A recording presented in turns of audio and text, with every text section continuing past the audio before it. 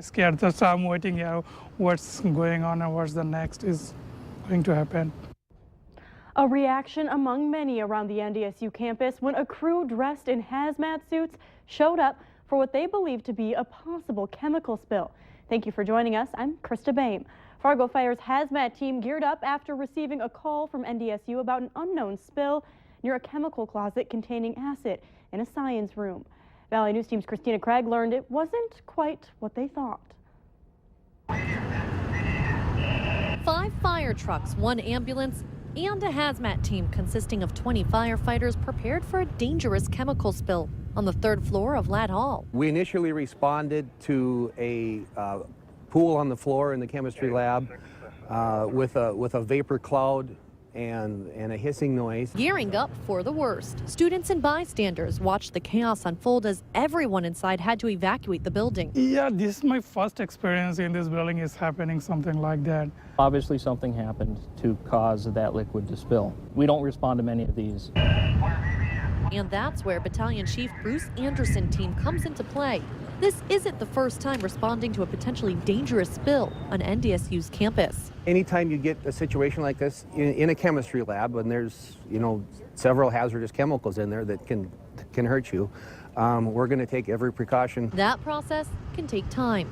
From medical checks to setting up a decontamination station to wash down any chemical residue, to even getting a backup hazmat team ready can take hours. We've got people, science officers, that will research the chemical, try to find out any information that we can.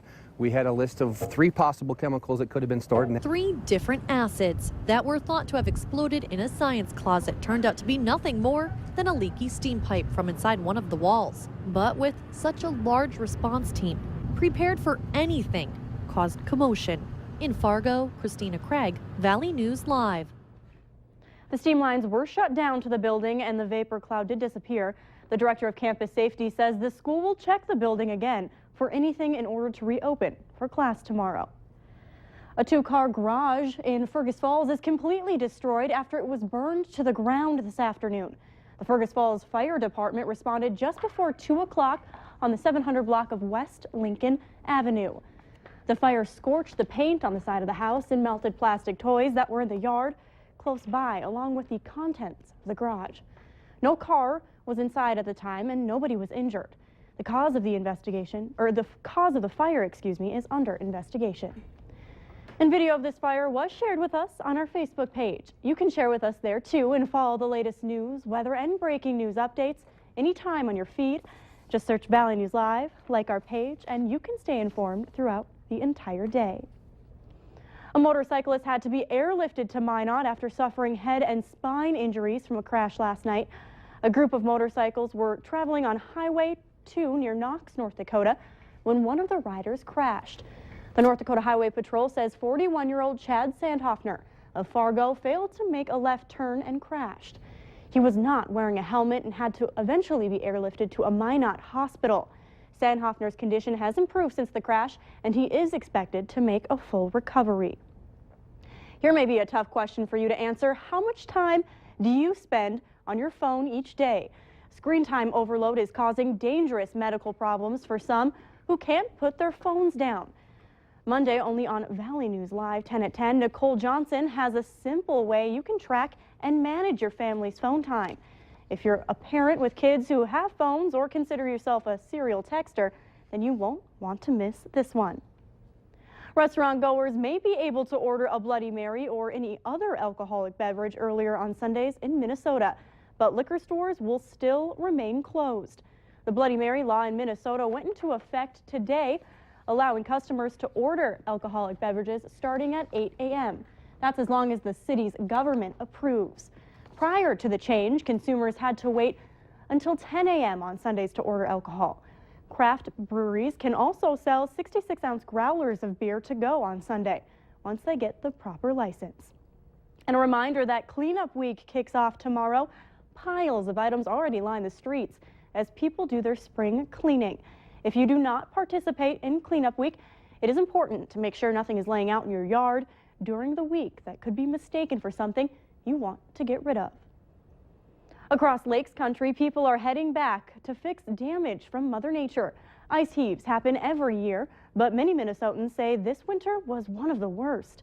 Valley News Team's Macy Anger found out what's in store for those working to repair their yards. What a mess. A thin strip of straw and mesh runs across Odell Broughton's backyard. There was places here with probably four to 5 feet tall. All thanks to this winter's ice heaves. They had to haul that dirt out and then get all the dirt leveled and then bring black dirt back in again. It's a first for Broughton. We have never had any problem, nothing like this. We've talked to property owners that have been there for 25 plus years and they've never had this damage before. Greg Nielsen, the co-owner of a landscaping company that fixed Broughton's yard, says they're still working on the ice heave repairs, and it's not wrapping up anytime soon. It's above average. Depending on the property, a homeowner must get a permit with the county or watershed district. Once that's done, you can go in and fix it. For the most part, it is a pretty smooth process. It's time consuming. Any ice heave damage from this winter must be fixed before next winter, or you'll be required to get another permit.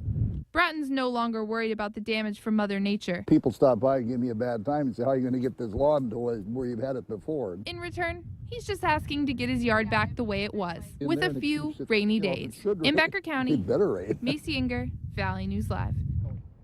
Anyone still looking to fix their yards from ice damage should check with the Minnesota DNR to see if they need a permit and what the process is. We have a link to that website on valleynewslive.com. Just click on this story.